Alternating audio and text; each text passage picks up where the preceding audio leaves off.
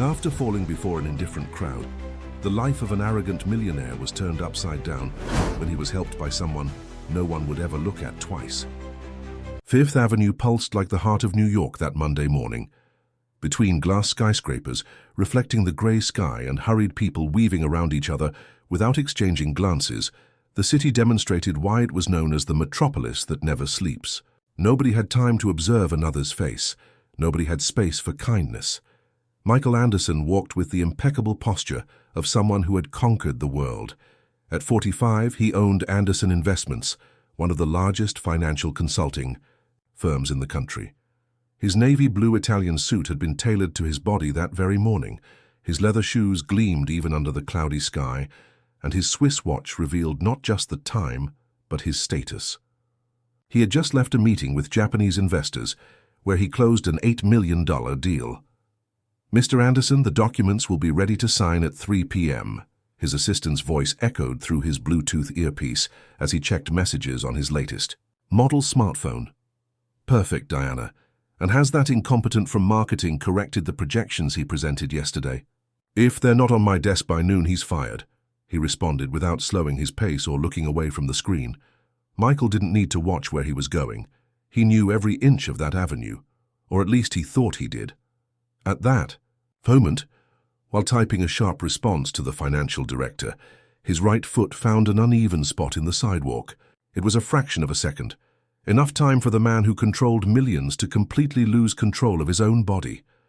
The phone flew from his hands, the earpiece detached, and his entire body projected forward, falling violently onto the cold concrete. The pain was immediate and searing. It felt as if 1,000 needles had pierced his spine all at once. He tried to get up, but his lower limbs didn't respond. Panic took over his usually controlled face. People passed by, some looked, others awkwardly avoided eye contact. Nobody stopped. The 2 security guards who accompanied him had fallen behind, following his own instructions to maintain distance so as not to intimidate the investors. "Can someone help me?" His voice came out weak, almost unrecognizable for a man accustomed to giving orders in boardrooms. Nobody answered. It was then that a shadow fell across his face, small, fragile. Michael raised his eyes to see a teenage girl who couldn't have been more than 16. Disheveled, curly hair, sun-darkened skin, worn clothes and a patched backpack. Her eyes, however, had a disconcerting intensity. "Are you okay, sir? Can I help?" The girl's voice sounded calm, without the tone of pity that Michael so despised. The girl extended her hand, a simple gesture that for her seemed natural. For Michael, it was like an offense. All the years building barriers between himself and what he considered inferior, all the efforts to distance himself from his humble origins, all the social armor he had forged seemed threatened by that outstretched hand. "Don't touch me," he growled through clenched teeth in a mixture of physical pain and social revulsion. "Get away from me." The girl retreated just one step, showing no surprise or hurt, as if she had expected that reaction, as if she had heard worse words before. She stood there observing, while the security guards finally arrived running and called an ambulance. "We're here, Mr. Anderson." "Don't worry," one of them said, while the other pushed away onlookers, including the girl who simply moved away, silently blending into the crowd. The journey to Mount Sinai Hospital took less than 15 minutes. Michael, already sedated to control the pain, didn't see the concerned looks of the doctors examining his spine. He didn't notice the circle of specialists that formed to discuss his case. He didn't hear when the neurosurgeon used the expression, temporary spinal compression. In his Upper East Side penthouse, 7-year-old Lily Anderson was drawing peacefully under the distant supervision of the housekeeper. The girl, with deep brown eyes and dark hair like her father's, had learned from an early age to occupy herself alone. With her mother always absent at social commitments and her father immersed in work, solitude had become her most constant companion. "Your father will be late for dinner, Lily," informed Rose, the housekeeper, who had worked for the family for 5 years, but who knew very little about the dynamics between its members. The girl merely nodded without raising her eyes from the drawing. On the paper, a family of stick figures, a man, a woman, and a girl, held hands under a bright yellow sun, a scene that existed only in her imagination. At the other end of the city in Brooklyn, Emily Wilson finished her improvised shift, helping an elderly woman carry groceries at the market in exchange for some fruit and $5. At 16, she had already gone through 3 different shelters, always fleeing when the mistreatment became unbearable. Without official documents and with only fragments of memory about her origin, the girl had developed an extraordinary ability to survive on the streets without losing her humanity. "Thank you for your help, girl. Do you have somewhere to go?" asked the woman, noticing the worn clothes and the old backpack. "Yes, ma'am, don't worry," Emily lied with a gentle smile. It was better that way. People felt more at ease when they believed she had a place to return. The truth was that night, her plan was to sleep at Grand Central Station, where some security guards already knew her and turned a blind eye to her presence, as long as she stayed quiet and left before dawn. Counting the coins in her pocket, she decided she could buy a piece of bread at the bakery before looking for her spot to sleep. It was at this moment that her eyes fell on the cover of a newspaper at a stand. "Businessman Michael Anderson suffers accident on 5th Avenue. The photo showed exactly the man she had tried to help earlier. At the hospital, the final diagnosis was delivered to Michael when he fully regained consciousness. Dr. Edward Miller, one of the most respected neurologists in the country, spoke with the characteristic frankness of doctors who don't fear powerful patients. "Mr. Anderson, you've suffered a temporary injury to your spinal cord. The good news is that there's no permanent nerve damage. The bad news is that your recovery will require intensive physical therapy, rest, and above all, patience." "How long until I can get back to the office?" Michael asked, ignoring everything else. "We're talking about at least 3 months of rehabilitation before any normal activity, and that's if you rigorously follow all the guidelines." Michael felt as if he had taken a second blow. 3 months was an eternity in the business world. 3 months meant losing contracts, opportunities, power. "This is unacceptable." "I need a second opinion," he demanded, trying to prop himself up on his elbows to get up, only to be betrayed by a sharp pain that made him retreat. "Feel free to consult as many specialists as you want, but the diagnosis won't change," replied the doctor, accustomed to the reaction of patients who thought money could buy medical miracles. "Your wife is waiting to see you. Should I let her in?" Michael hesitated. His relationship with Sarah had been in tatters for months. Married for 9 years, the last 5 had been a succession of fights, distancing, and cold agreements to keep up appearances. Sarah, an ex-model and now a socialite dedicated to philanthropic causes that yielded good photos for magazines, maintained a life practically separate from his, united only by their daughter and social convenience. "Let her in," he finally consented. After all, he would need someone to organize his transfer home. Sarah Anderson entered the room as if she were entering a photo studio. Impeccably dressed in a light-tailored suit, perfectly styled blonde hair and makeup that concealed her 40 years, she approached the bed with an expression that mixed concern and irritation. "You've managed it, Michael. You finally found a way to ruin my charity event. I had to leave in the middle of my speech when they called me," she said, placing her designer handbag on the armchair. "How are you?" "Great, Sarah. I plan to fall on the sidewalk just to ruin your big moment," he replied with irony. "Where's Lily?" "With Rose, obviously. You think I would bring a child to a hospital?" She moved a bit closer, analyzing the medical equipment. "So what happened exactly?" The doctor said something about months of recovery. As Michael explained his condition, Sarah's face changed. It wasn't compassion growing in her eyes, but calculation, as if she were assessing the impact of that situation on her own life. "I'll have to postpone the trip to New York," she concluded, more to herself than to him, "and reorganize my entire schedule unless—" "Unless what, Sarah?" Michael asked, recognizing that tone. "Unless you stay in the apartment with nurses. You don't need me for that, do you? After all, you've always made a point of saying you don't need anyone." Before they could continue that conversation, the doctor returned for more tests, and Sarah took the opportunity to leave, promising to return the next day to discuss the practical arrangements. Alone again, staring at the white ceiling of the hospital, Michael felt something for the first time in many years that he had forgotten: vulnerability. It wasn't just his body that was temporarily broken, but the entire carefully constructed structure of his life. And the worst part, no matter how hard he tried, he couldn't get the image of that girl extending her hand to help him out of his head, and the cruel way he had rejected her. Outside the hospital, the city continued its frenzied rhythm, indifferent to the individual drama unfolding within those walls. New York, in its impersonal grandeur, continued swallowing stories, creating unlikely encounters, and separating lives that perhaps needed to meet again. If this story interested you, don't forget to subscribe to our channel and hit like. Tell us from which city you're watching us. We continue. 3 weeks had passed since the accident. Michael had finally been discharged from the hospital and was now confined to his 4,000-square-foot duplex penthouse with a panoramic view of Central Park. What should have been a luxurious refuge had become a marble and glass prison. The physical pains, though still present, were bearable thanks to the medications.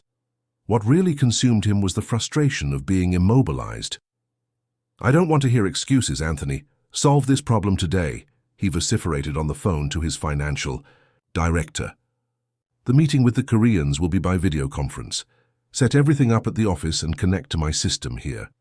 Diana, his personal assistant, was taking notes a few meters away. Since the accident, she had been coming daily to the apartment to help him maintain some control over the business, but even she could see that her boss was losing ground. The competitors had already begun circling Anderson Investments' most important clients, like sharks, sensing blood in the water.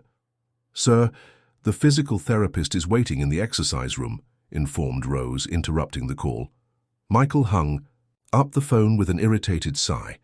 The physical therapy sessions were the low point of his days. Each exercise was a cruel reminder of his current fragility. Each small progress seemed insignificant compared to what he considered his real. "Tell him I'll be there in 15 minutes. I need to finish these reviews first." Rose nodded and left silently. The housekeeper, a middle-aged woman with worn features and hands calloused by decades of domestic work, was one of the few people who regularly circulated through the apartment now. Besides her, there was the physical therapist who came twice a day, Assistant Diana, who spent the mornings there, and Lily, who since her father's accident had been living full-time in the apartment since Sarah was temporarily unavailable. In truth, Sarah's absence wasn't temporary, and Michael knew it. 2 days after his return home, she appeared with a small suitcase and an envelope. "We need to be practical, Michael," she said, sitting on the edge of the Italian designer sofa, as if she feared contaminating herself with that situation. "This isn't the life I agreed to have. I'm not a nurse, I don't have patience for illness, and we both know our marriage was already over long before this fall of yours."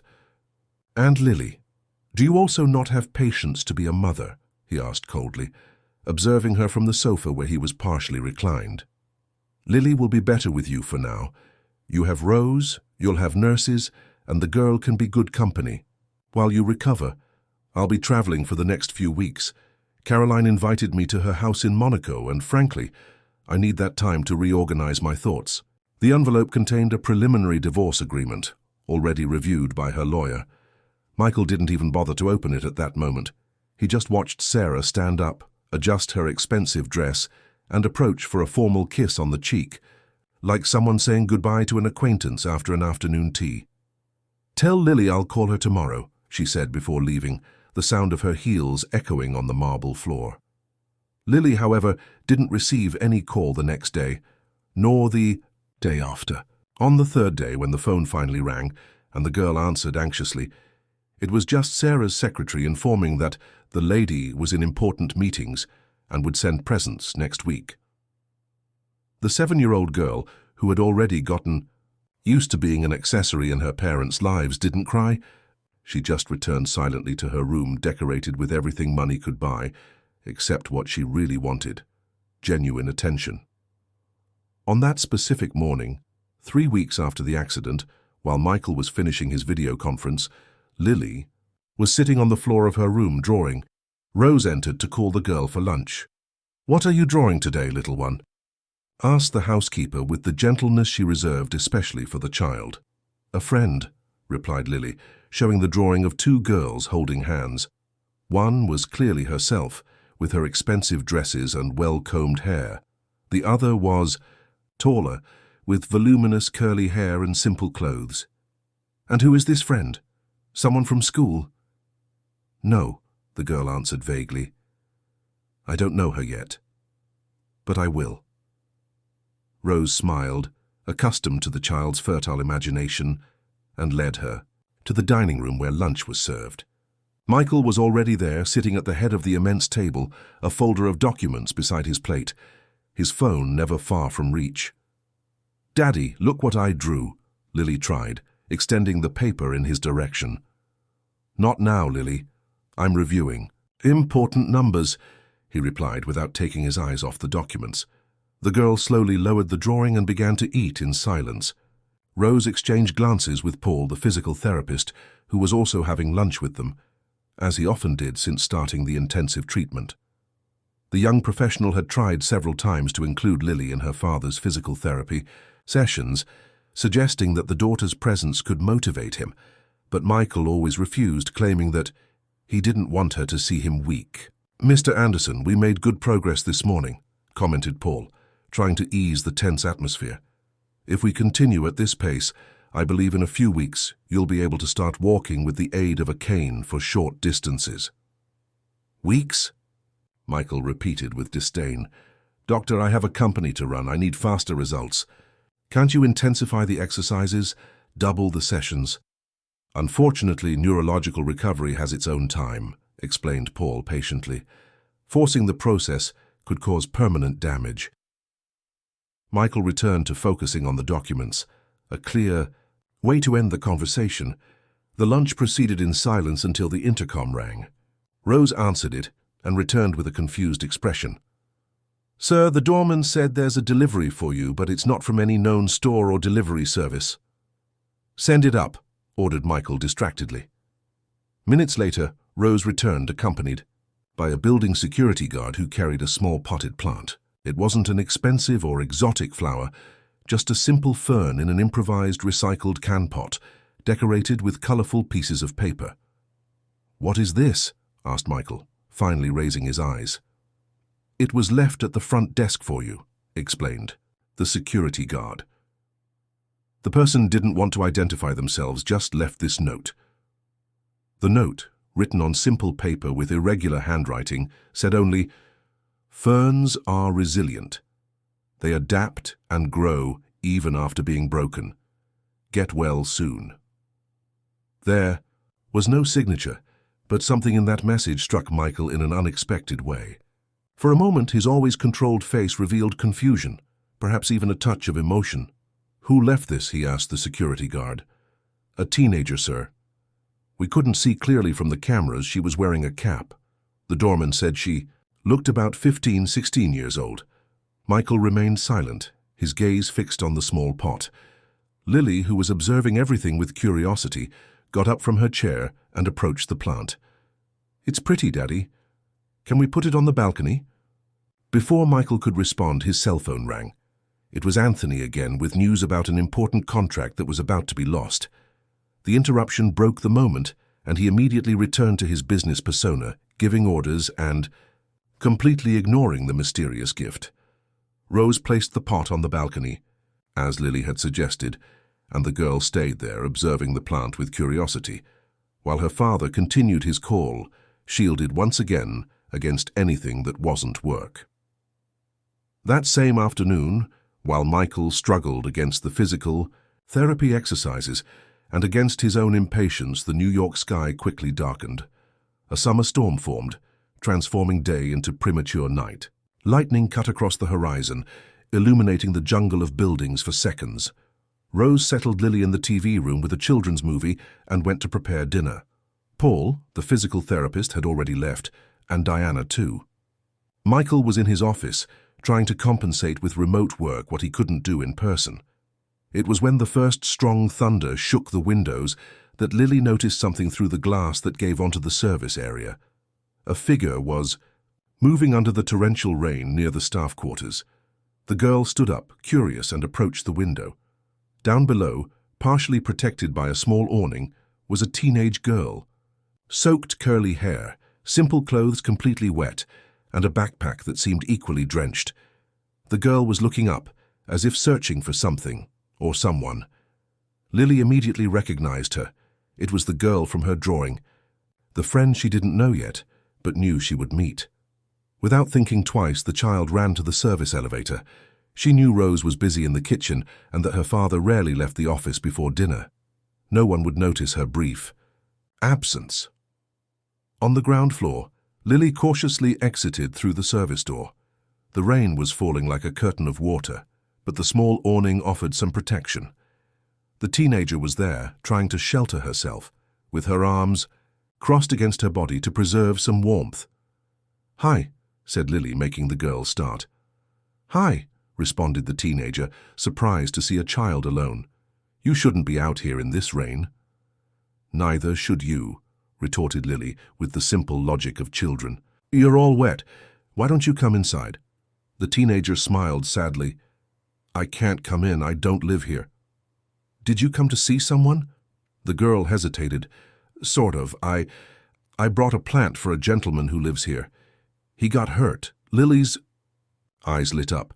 "The fern, it was you who brought it. It's up there on our balcony." The teenager looked surprised and a bit embarrassed. You're his daughter, Mr. Anderson's?" "I'm Lily," the girl confirmed, extending her hand politely as she had been taught. "How do you know my dad's name?" I saw it in the, a newspaper," explained the girl, gently squeezing the small hand. "I'm Emily." Before they could continue the conversation, they heard a desperate voice calling, "Lily, Lily, where are you?" It was Rose who had discovered the girl's disappearance and was coming down frantically by the service elevator. Seeing the child talking with an unknown teenager, her first instinct was distrust and protection. "Lily, come here right now," she ordered, pulling the girl to herself. "Who are you and what do you want with her?" she asked Emily harshly. "She wasn't doing anything wrong, Rose," protested Lily. "She's just trying to hide from the rain. It's Emily. She brought the fern for Daddy." Rose studied the teenager more carefully. Her experienced eyes, which had seen much of life's hardships, recognized the signs. The girl was more than wet from the rain. She was exhausted, possibly hungry, and definitely had nowhere to go. "Are you alone, girl?" she asked, her tone now softer. Emily nodded, not daring to ask for anything, but her eyes betrayed her desperate condition. At that moment, another thunder, even stronger, made the building shake. The rain intensified, and even under the small, awning puddles were beginning to form. Rose looked up, then at Lily, who was holding her hand tightly, and finally at Emily, who was trying to disguise a tremor, from cold or fear, perhaps both. "Come," she finally said, extending her free hand to the teenager. "At least until the rain passes. You can dry off and eat something warm." Emily hesitated. "Mr. Anderson. He won't like it."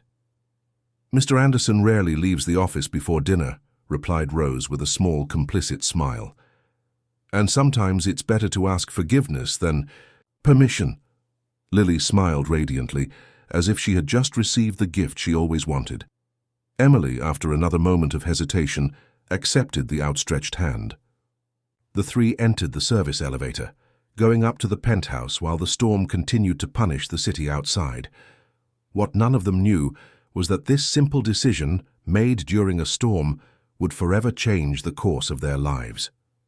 And that the real tempest was yet to come, when Michael Anderson discovered that the girl from the sidewalk, whom he had rejected so cruelly, was now under his own roof. The aroma of hot chocolate filled the small pantry adjacent to the main kitchen of the apartment. Rose had quickly improvised a snack, while Emily dried off in the service bathroom with clean towels and dressed in a set of uniforms that the housekeeper kept for emergencies. Lily was sitting at the table, excitedly swinging her legs and arranging cookies on a plate with the dedication of someone preparing a royal banquet. Her eyes sparkled with the excitement of a secret adventure. "Does she like chocolate cookies, Rose? Everyone likes chocolate, right?" she asked, organizing the cookies by size. Rose smiled, watching the girl happier than she had seen her in months. "I believe so, little one, But don't forget that this is just until the rain passes. Understand? Your father can't know." "Why not? Emily is nice. She brought the fern to make Daddy feel better." Before Rose could explain the social complexities that a 7-year-old would hardly understand, Emily entered the pantry.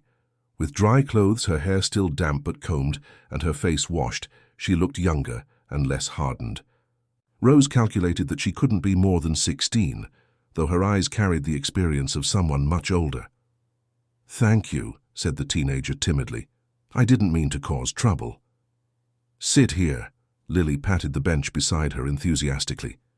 "I made a special plate for you." Emily obeyed, visibly uncomfortable, but unable to resist the child's enthusiasm.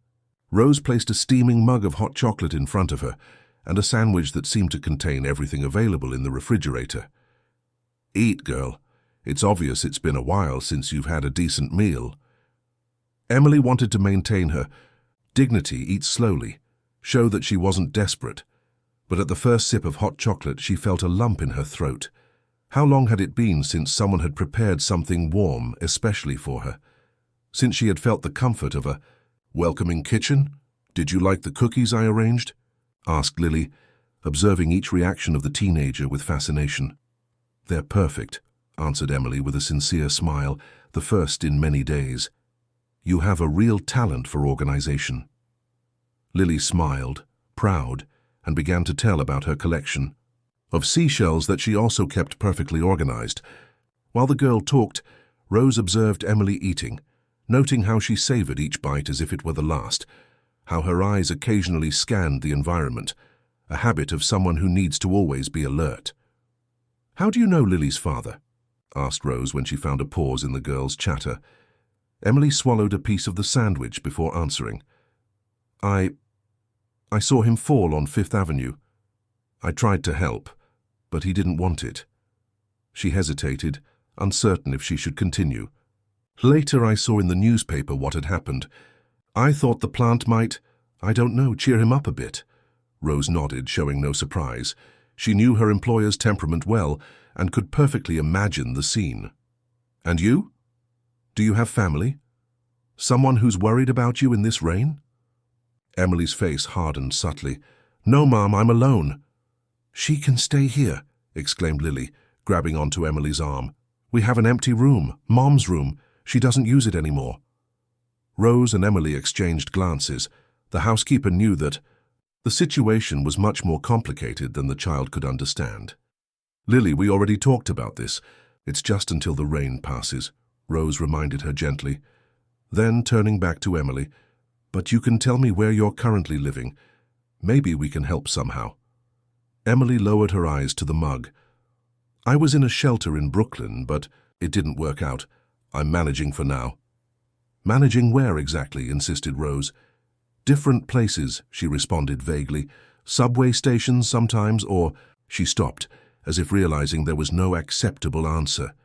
The silence that followed was interrupted by the sound of a particularly strong thunder, followed by the sound of the rain intensifying against the windows. It wasn't a storm that would pass quickly. "Rose." Michael's voice echoed down the hallway, making all three freeze. "Lily's not in her room. Where are you?" Rose stood up quickly, gesturing for the girls to be quiet. "We're in the pantry, sir.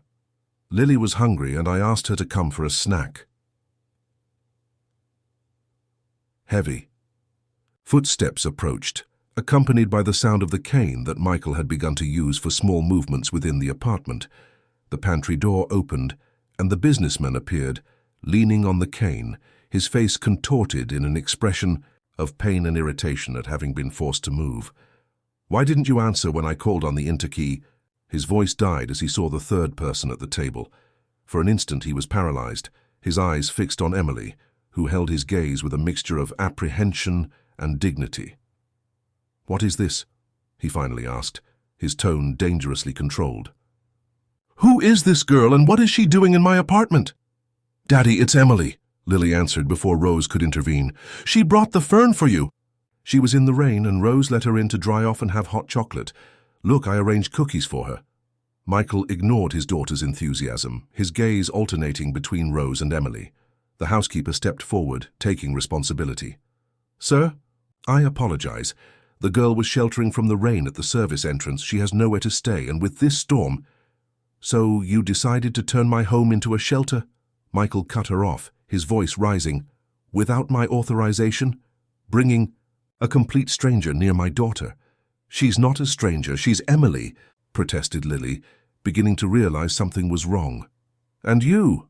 Michael turned his attention to the teenager, who remained erect in her seat.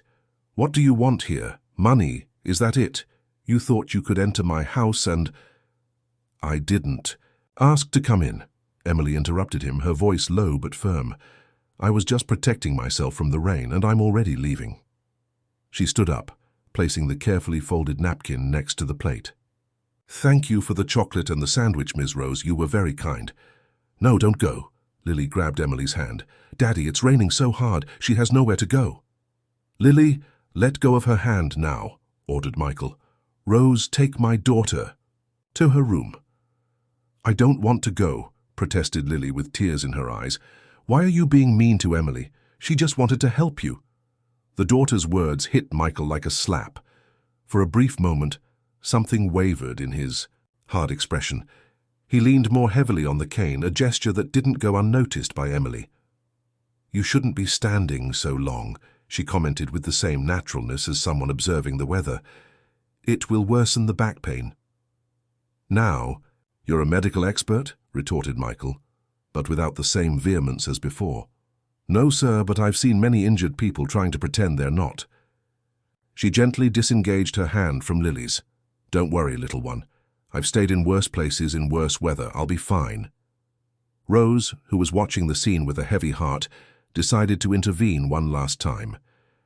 Mr. Anderson, if I may. Look out the window. The storm is at its peak. Nobody should be on the street in these conditions, much less a girl alone. As if responding to her words, a flash lit up the sky, followed instantly by a deafening thunder. The apartment lights flickered for a moment.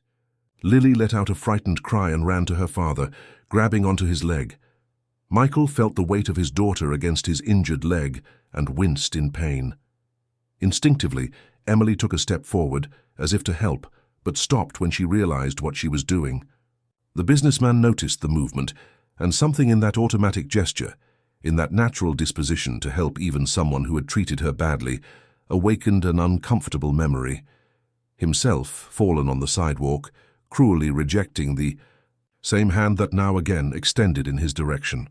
For a long moment, the only sound was that of the violent rain against the windows. Michael looked at his daughter clutching his leg, then at Rose, whose expression made her disapproval clear, and finally at Emily, who maintained her dignity even in that humiliating situation. One night, he finally said, his voice hoarse. You can stay until tomorrow when the storm passes. Rose, prepare the guest room at the end of the hallway, and early tomorrow morning, I want this situation resolved. Understood? Without waiting for an answer, he turned with difficulty and began walking back to his office, the sound of the cane marking his slow steps. Lily let out a cry of joy and ran to hug Emily, while Rose let out a sigh of relief. Thank you, sir, Emily called, her voice sincere. Michael didn't turn around, just made a vague gesture with his free hand and continued on his way. That night, as the storm punished New York, 4 people under the same roof lived their own internal turbulence. Lily, too excited to sleep, planned all the games she would play with her new friend. Rose organized the guest room, worried about the future of that girl so young and so alone. Emily, lying on a bed more comfortable than any she had ever known, tried not to get used to that temporary comfort. And Michael, sitting in his dark office, observed the city through the storm, mentally reviewing the events of that day. His eyes fell on the small fern that had been transferred from the balcony to a corner of his office due to the heavy rain. Ferns are resilient. They adapt and grow even after being broken. The phrase from the note echoed in his mind while his fingers unconsciously massaged his painful leg. There was something about that girl, a strength, a dignity, a resilience that he, with all his money and power, had never needed to develop. Or perhaps he had developed it at the beginning of his career, when he was still a young man of humble origin, fighting to conquer his space, but had forgotten along the way. The wind howled against the bulletproof windows, but inside that luxurious apartment, something was beginning to change. Slowly, almost imperceptibly, like the growth of a fern. If this story interested you, don't forget to subscribe to our channel and hit like. Tell us from which city you're watching us. We continue. The following morning dawned surprisingly clear, as if the storm of the previous night had been just a distant dream. The sun filtered through the automated blinds of the guest room, awakening Emily from a deeper sleep than any other she remembered having had in the last few years. For a moment she remained motionless, feeling the comfort of the orthopedic mattress, the softness of the Egyptian cotton sheets, the security of solid walls around her. Reality, however, soon imposed itself. "One night," he had said, and the night had already passed. She got up silently, meticulously folded the sheets and made the bed with the care of someone who wants to leave as few traces as possible. Her clothes, which Rose had washed and dried during the night, were carefully folded on a chair. She dressed quickly, put the borrowed pajamas in the drawer and took one last look at the room that, for a few hours, had been hers. She hadn't brought anything more than herself. She would leave nothing behind, or so she thought. Upon opening the door of the room, she found Lily sitting in the hallway, hugging a giant teddy bear, clearly waiting for her. The girl smiled when she saw her, revealing the lack of a front tooth that made her smile even more charming. "Good morning. Rose is making pancakes. Do you like pancakes? They're my favorite, especially with chocolate syrup. But Daddy only lets me eat them with honey because he says chocolate in the morning is bad. But I think he's wrong, because chocolate is always good, right?" The torrent of morning words caught Emily off guard. She wasn't used to so much energy, so much innocence, so much unrestricted acceptance.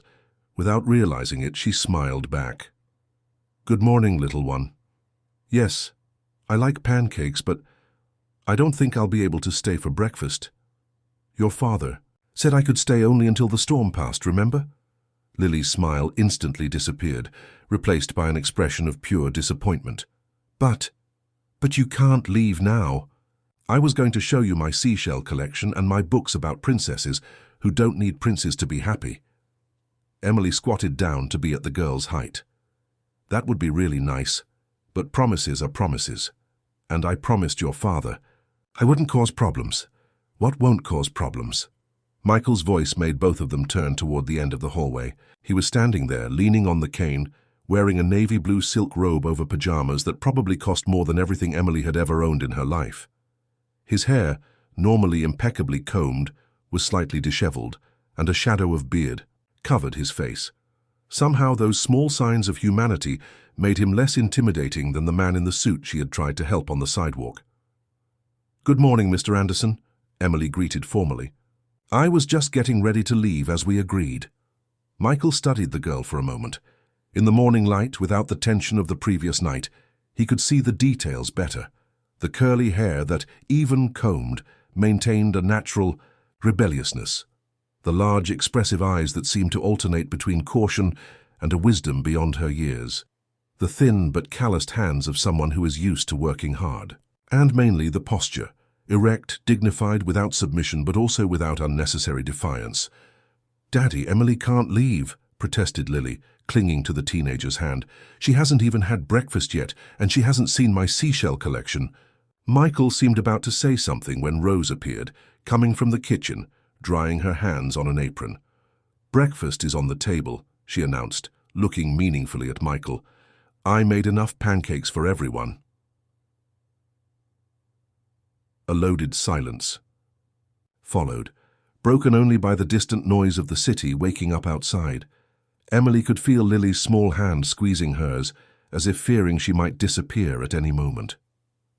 "Let's have breakfast," Michael finally said, in a tone that didn't make clear if Emily was included in this let's. Without waiting for an answer, he turned with some difficulty and began walking toward the dining room. Lily immediately pulled Emily by the hand, following her father. Rose exchanged a quick glance with the teenager, a look that said, "Let's see what happens," and followed behind them. The dining room, like the rest of the apartment, exuded opulence. A dark, massive wooden table dominated the environment, surrounded by chairs upholstered in emerald green velvet. A crystal chandelier hung from the high ceiling, and through the wide windows one could see the city extending as far as the eye could reach. The table was set for 4 people, with fine china and silver cutlery. Emily hesitated at the entrance, feeling out of place, but Lily continued pulling her to one of the chairs. Michael had already sat at the head of the table and was observing the scene with an indecipherable expression. "Sit here beside me," instructed Lily, pointing to the chair next to her, directly to Michael's right. Emily obeyed, keeping her eyes lowered while Rose served the pancakes. The sweet aroma filled the environment, creating an almost surreal atmosphere of domestic normality. "So," Michael broke the silence after everyone had served themselves, "how old are you, Emily?" The direct question caught the teenager by surprise. She swallowed a piece of pancake before answering. 16, sir, or at least that's what I was told." "What do you mean, what you were told?" Michael frowned. Emily fidgeted with the napkin on her lap. "I was abandoned as a baby. I don't have an original birth certificate, just provisional documents that the juvenile court issued based on the age estimate the doctors made at the time." The answer fell like a stone on the table. Rose stopped serving the coffee. Michael suddenly became immobile, and even Lily in her innocence realized that something important had been said. "You don't have any family at all?" asked the girl, her large eyes fixed on Emily. "I have many temporary families," responded Emily with a gentle smile for the child. "I've been through several foster homes and shelters, some better than others." "And why aren't you in one now?" questioned Michael, his tone less aggressive than the night before, but still incisive. Emily took a sip of juice, buying time to decide how much of her story to share. She opted for the truth, not all of it, but enough. "The last shelter where I was had problems. Staff who mistreated the teenagers, especially the girls. You know how it is, Mr. Anderson. Some people only agree to take care of abandoned children because of the money they receive from the government, not because they care about us." She spoke without self-pity, just stating facts. "I reported to Child Protective Services, but while they investigated, I found it safer to leave on my own." "So you're literally on the street?" Michael asked, his expression unreadable. "I'm managing," she responded with dignity. "I do small jobs during the day. I help market vendors, deliver flyers, sometimes clean store windows. At night I find safe places to sleep." "Like the service entrance of my building," completed Michael. "It was just because of the rain," Emily hurried to explain. "Normally I look for temporary shelters, hostels or subway stations. I have a plan, you know? I'm saving money to get my permanent documents and try for a formal job as soon as I turn 17. Something in the way she spoke, the determination, the pragmatism, the refusal to consider herself a victim, struck a chord in Michael. He remembered himself at 16, son of a bus driver and a cleaning lady, determined to escape poverty through study and hard work. The difference was that he had had a family, a roof, a starting point, however humble it might have been. Before he could elaborate on this thought, his phone rang. He answered with an irritated sigh that quickly transformed into an expression of alarm. "What do you mean he's here? Who authorized it?" He listened for a few moments, his face hardening. "Don't let him up. Say I'm unavailable." "No, I don't care what protocol you normally follow. I don't want him here." He hung up forcefully, his face now a mask of barely contained irritation. "Any problem?" asked Emily, concerned. "Sarah," he responded dryly. "My ex-wife decided to make a surprise visit after 6 weeks without giving any news. Probably ran out of money in Monaco." Emily immediately stood up. "I'll get Lily and stay with her in the room." "No," Michael stopped her with a gesture. "I want you to stay here. I want Sarah to see exactly what's happening in this house, what she abandoned." "Mr. Anderson, I don't think it's a good idea for me to get involved in family matters." "You're already involved," he interrupted, his tone not admitting discussion. "More than any of us could have predicted." The intercom rang again. Rose informed that Ms. Sarah had ignored the doorman's instructions and was coming up. In a few minutes, the unmistakable sound of high heels echoed through the marble corridor. Sarah Anderson entered the exercise room like a gust of perfumed wind. impeccably dressed in a beige-tailored suit, discreet but very expensive jewelry, perfect hair and makeup. She looked like she had stepped out of a fashion magazine. Her eyes, calculating and cold, quickly passed over Michael, still seated on the therapy table, and fixed on Emily, who remained standing by the window. "So the rumors are true," she said with a smile that didn't reach her eyes. "Michael Anderson really has adopted a charity project to entertain his convalescence." Before Michael could respond, Lily appeared at the door, attracted by the sound of the familiar voice. For an instant, her little face lit up with recognition and hope, but soon closed in a cautious, almost defensive expression. "Mom?" she called, her voice small and uncertain.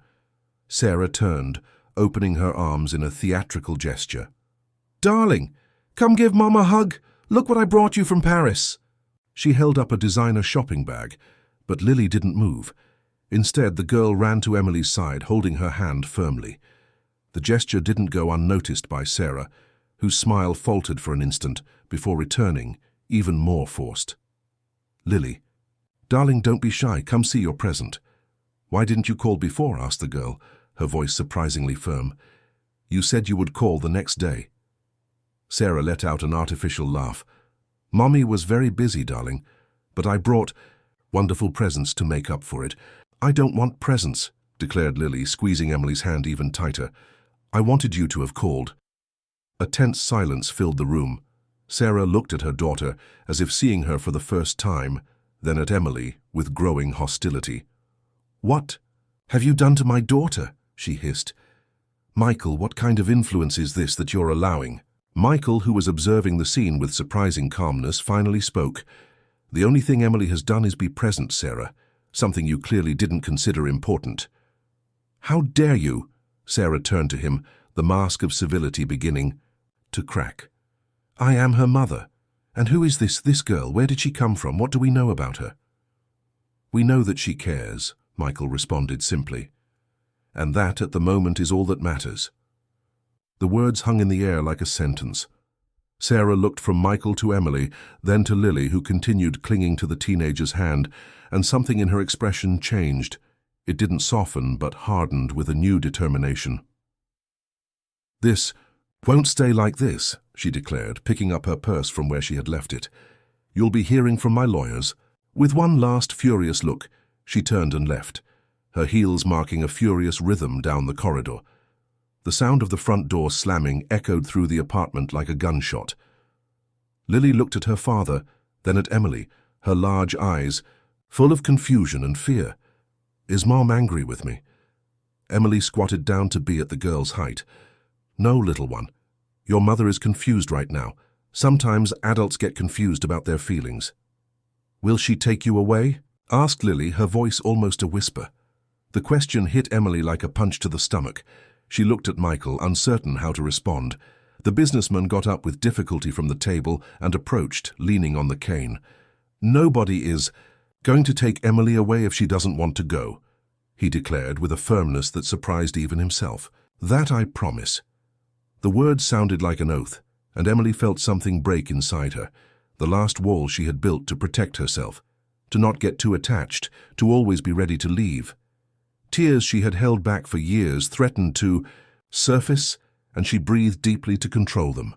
"Thank you," she whispered, not just to Michael, but to the universe that, after so many detours and difficulties, finally seemed to be offering her a safe harbor. What none of them imagined was that the storm brought by Sarah was just beginning, and that Michael's promise would be tested much sooner than any of them could predict. The judicial notification arrived exactly 5 days after Sarah's visit. Michael was in the living room, practicing the exercises that Emily had designated for his complimentary recovery program, when Rose entered with the official envelope, delivered by a court officer. "What is this now?" he muttered, opening the document as he sat down on the sofa. His eyes quickly scanned the pages, and his expression changed from irritation to incredulity, and finally to something close to panic, an emotion that Michael Anderson hadn't experienced for decades. "She's completely lost her mind," he said at last, letting the papers fall onto the coffee table. "What happened, sir?" asked Rose, who was waiting a few steps away. Sarah is requesting full custody of Lily, he explained, running his hand through his hair in a rare gesture of nervousness.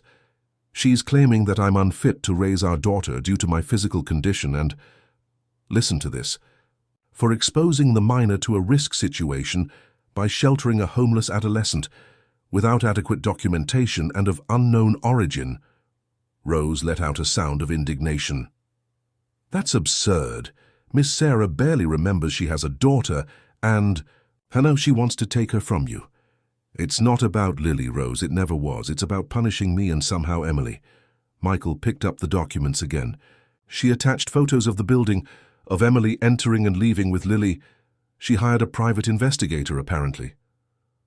Jesus, Mary, and Joseph, murmured Rose, making the sign of the cross. What are we going to do now? Michael breathed, deeply, trying to regain control. First, I'm going to call my lawyer, then I need to talk to Emily. The teenager was in Lily's room at that moment, helping the girl with a school research project about the solar system. They had transformed the project into a playful activity, building the planets with styrofoam balls and paint, while Emily patiently explained the characteristics of each one. Neptune is blue because it has a lot of methane gas in its atmosphere, she explained, helping Lily mix the perfect shade of dark blue. And it's so cold there that if you could stand on the surface, you would freeze instantly. Colder than Rose's freezer, asked Lily, impressed. Much, much colder, confirmed Emily, laughing, like 1,000 freezers together. They were so absorbed in the activity that they didn't notice Michael standing at the door, observing them. He hesitated, reluctant to interrupt that moment of pure connection and joy. In the last 2 months, scenes like that had become common in the apartment, moments of normality, of family, something he had never adequately valued until seeing it materialize through Emily's eyes. "Daddy!" Lily finally noticed him, proudly raising her creation. "Look at the Neptune. We made. It's the coldest planet of all." "It's beautiful, sweetheart," he sincerely praised. "You've done an amazing job."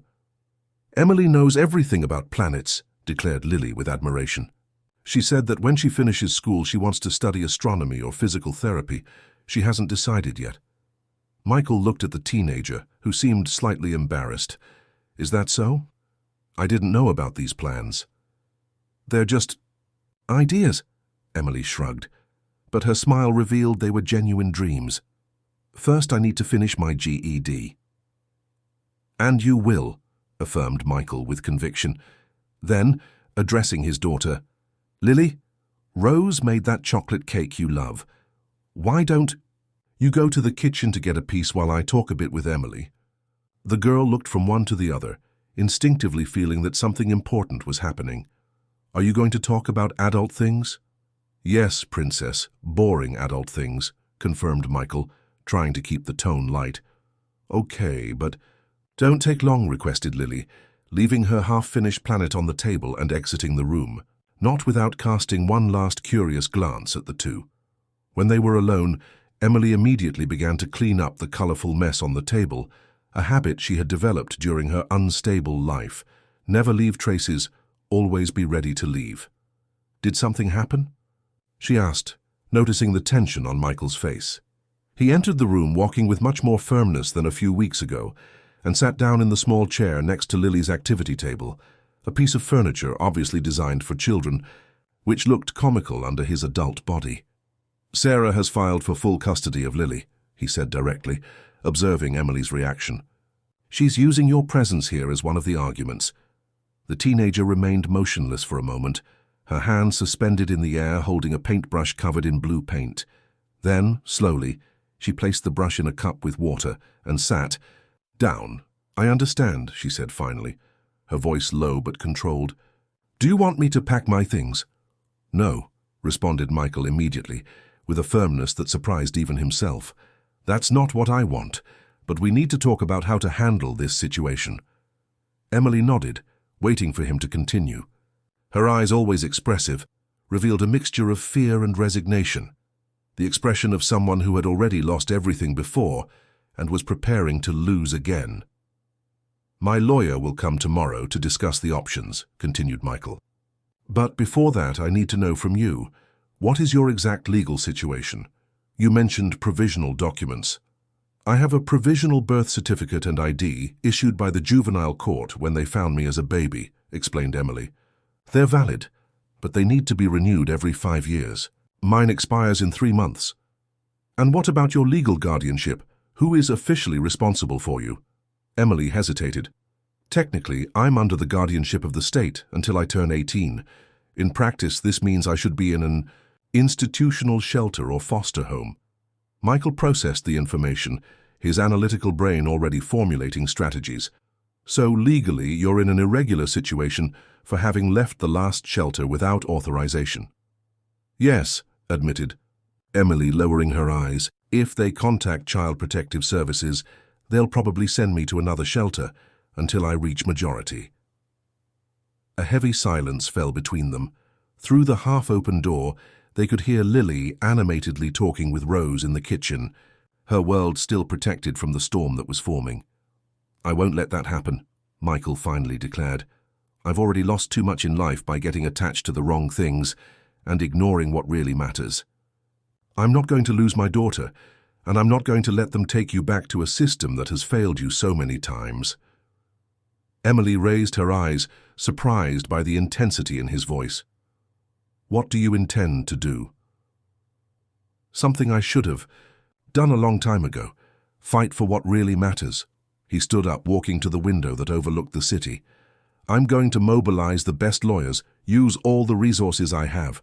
But more important than that, I'm going to show the truth, that this house has finally become a home for Lily, and that you are a fundamental part of that. Mr. Anderson, Emily began hesitantly, I appreciate everything you've done for me, but I don't want to be the cause of problems between you and your daughter. If my presence is complicating things... Your presence isn't complicating things. Emily, interrupted Michael, turning to face her.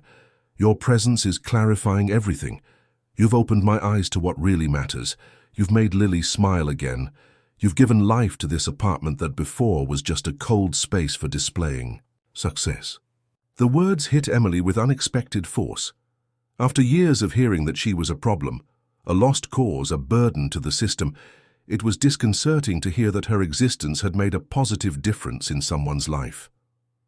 I don't know what to say, she confessed, feeling a lump in her throat. You don't need to say anything. You just need to trust me. Michael approached, sitting down again in front of her. I have a proposal to make.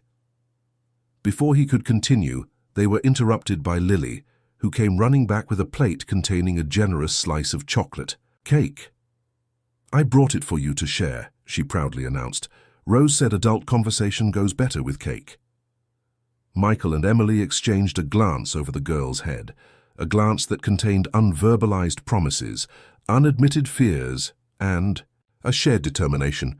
The conversation would have to wait, but the resolution was made. The next morning, the apartment received 2 important visitors, Dr. Paul Matthews, Michael's personal lawyer for more than 15 years, and Dr. Victoria Campbell, a specialist in family law and protection of minors. The meeting took place in the office, with Emily present at Michael's explicit request. The situation is complex but not impossible, concluded Dr. Victoria after hearing the whole story and examining the available documents. We have 2 separate issues that need to be addressed simultaneously, Lily's custody and Emily's legal situation. Regarding custody, continued Dr. Paul, we can present substantial evidence that Sarah voluntarily abandoned her daughter during your convalescence, Michael. This, added to the fact that your physical recovery is progressing rapidly, considerably weakens her argument. And what about the allegation that I'm putting Lily at risk by sheltering Emily? Asked Michael, his tone revealing that this was his greatest concern. The lawyers exchanged glances, and it was Dr. Victoria who answered, That's the most delicate part. Legally, Emily should be under the guardianship of the state in an appropriate institution. The fact that you're sheltering a minor without judicial authorization can be problematic. But there is a solution, she quickly added, noticing Emily's expression deflate.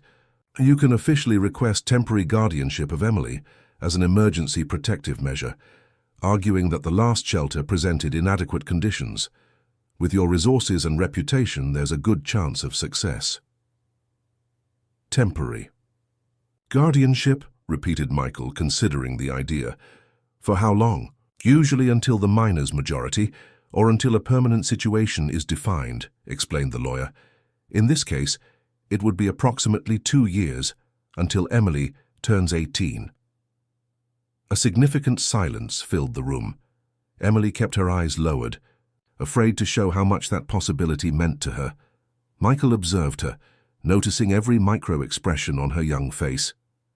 "And if I wanted something more permanent?" he finally asked. The lawyers looked at each other again, this time with evident surprise. "Are you suggesting a formal adoption?" asked Dr. Paul cautiously. "I'm considering all options," responded Michael, without taking his eyes off Emily, who now stared at him with absolute astonishment. "What would the process be?" "More complex," admitted Dr. Victoria. "Adoption of teenagers has its own legal challenges. We would need approval from the juvenile court, psychological evaluations, prove that there's an established effective bond, demonstrate adequate conditions." "I'm sure we can prove all that," interrupted Michael with confidence. "The question is, would it be possible to initiate both processes simultaneously, defend my right to Lily's custody while requesting Emily's guardianship?" The lawyers discussed technicalities for a few minutes, while Emily remained silent, trying to process what was happening. Michael Anderson, the man who less than 3 months ago had rejected her on the sidewalk, was now considering adopting her. "Emily," called Michael softly, bringing her back to the present moment. "What do you think about this? It's your life, your decision too." The teenager breathed deeply, trying to organize her thoughts. I don't know what to say. It's a lot to process." "I understand. You don't need to answer now," assured Michael. "But I want you to know that I'm not doing this just because of the process with Sarah. I've been thinking about this for some time." Emily nodded, unable to form coherent words in the face of the magnitude of what was being offered. Not just a roof, not just temporary security, but a family, something she had given up dreaming about a long time ago. The meeting continued for a few more hours, with the lawyers outlining strategies and next steps. When they finally finished, it was almost lunchtime. Rose had kept Lily occupied all morning, but the girl was already showing signs of impatience, wanting to know what the adults were talking about for so long. "Can we tell her?" asked Emily to Michael when they were alone again. "Not yet," he responded, cautious. "I don't want to create expectations until we have more certainty. But I can say one thing with absolute conviction. No matter what happens in the courts, you're already part of this family, Emily. And I'm going to fight with all my strength to keep our family together." The following weeks were an emotional roller coaster. The judicial process followed its course with preliminary hearings, testimonies, reports from social workers visiting the apartment. Sarah intensified her attacks, leaking distorted stories to the sensationalist press about the mysterious teenager who lived with the businessman. Millionaire shelters street minor in luxury. Penthouse, charity or danger, headlined a popular newspaper. Photographers began to lurk around the building, trying to capture images of Emily, who now rarely went out without the company of a security guard hired by Michael. Despite the external chaos, inside the apartment, a new dynamic was establishing itself. Michael, who no longer needed the cane, had partially returned to work, but had established clear limits. He left the office at 5 p.m. sharp every day to be home with Lily and Emily for dinner. The meals, previously silent events or non-existent, became moments of family connection. "Guess what happened at school today?" Lily excitedly recounted during one of these dinners. "The teacher asked who my biggest role model was, and I said I had two.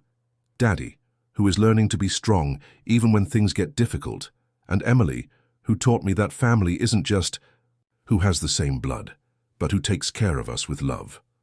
Michael and Emily exchanged emotional glances across the table. Rose, who was serving dessert, disguised a tear with a cough. "Your teacher must have been impressed with that answer," commented Michael, genuinely proud. She said I was very wise for my age, confirmed Lily with a smile, and she asked if she could use my answer as an example for the other students. Small moments like this accumulated, creating a tapestry of connections that strengthened each day, despite the external storms. Emily continued her studies for her GED, now with support from private tutors hired by Michael. Her grades were exceptional, reflecting a mind eager for knowledge that just needed opportunity. 3 months after the beginning of the judicial process came the first significant victory. The judge granted Michael temporary guardianship of Emily, recognizing that removing her from the stable environment where she was to return her to the shelter system would be detrimental to her development. The decision was celebrated with a small cake made by Rose, decorated with the drawing of a fern, a symbol that had become significant for the family. Lily, who had finally been informed about the situation in terms appropriate for her age, was radiant. "Does this mean Emily will stay forever?" she asked, her eyes shining with hope. "It means we're on the right path," responded Michael cautiously. "We still have some challenges ahead, but we're facing them together." That night, after Lily fell asleep, Emily found Michael on the balcony, contemplating the illuminated city. The original fern, which had grown considerably, was beside him in a larger pot. "May I join you?" she asked timidly. "Always," he responded, indicating the chair beside him. They remained in silence for a few minutes, appreciating the view and each other's company. It was Emily who finally spoke. "I never properly thanked you for everything you've done for me." "You don't need to thank me," responded Michael with simplicity. "Actually, I'm the one who should thank you. You brought life back to this house. To me, too. Still, I wanted you to know how much it means to me. Not just the roof, the food, the education, but the chance to belong somewhere, to be seen as a person, not as a problem." Michael turned to look at her directly. "You were never a problem, Emily. You were a lesson that I needed to learn, about empathy, about seeing beyond appearances, about what really constitutes a family." A new silence established itself between them, comfortable and full of shared meaning. Down below, the city continued its frenzied rhythm, indifferent to the small, great transformations happening in that penthouse. "What happens now?"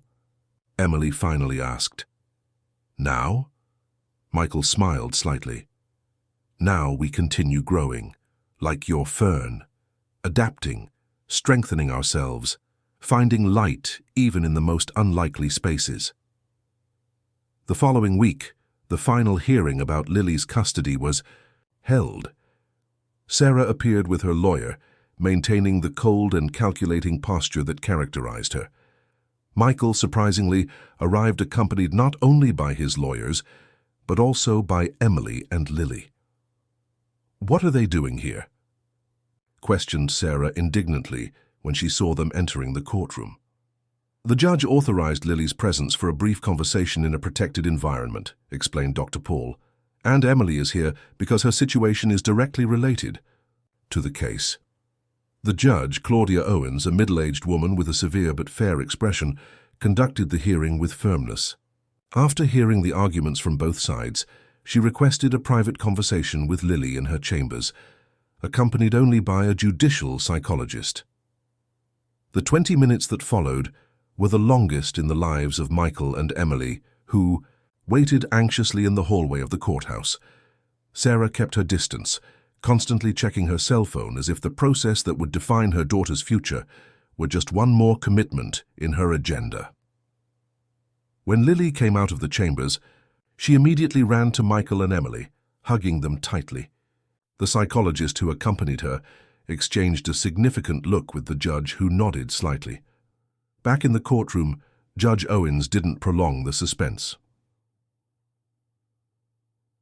After carefully analyzing all the elements of this case, including psychological reports, home visits, and mainly the interview with the minor Lily Anderson, this court decides to maintain custody with the father, Mr. Michael Anderson, with the right to supervise visits by the mother, Mrs. Sarah Mendez Anderson.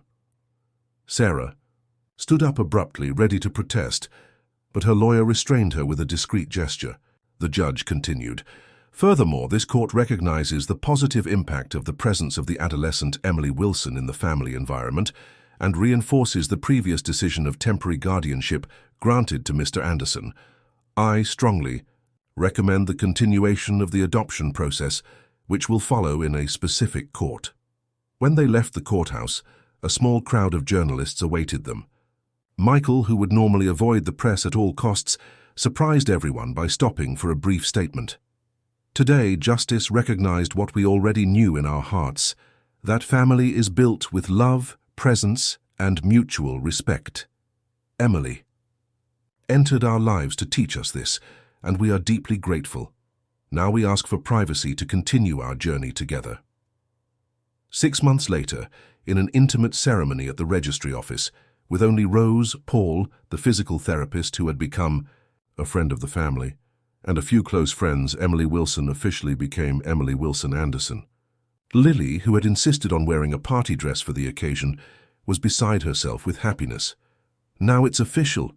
You're my sister forever," she exclaimed, hugging Emily with all the strength her small arms allowed. Michael, observing, the scene reflected on the incredible journey that had brought them here. A fall on the sidewalk, a rejected gesture of kindness, a fern, a storm, small events that, chained together, had completely transformed his life. He had recovered not just physical mobility, but something much more precious, his humanity.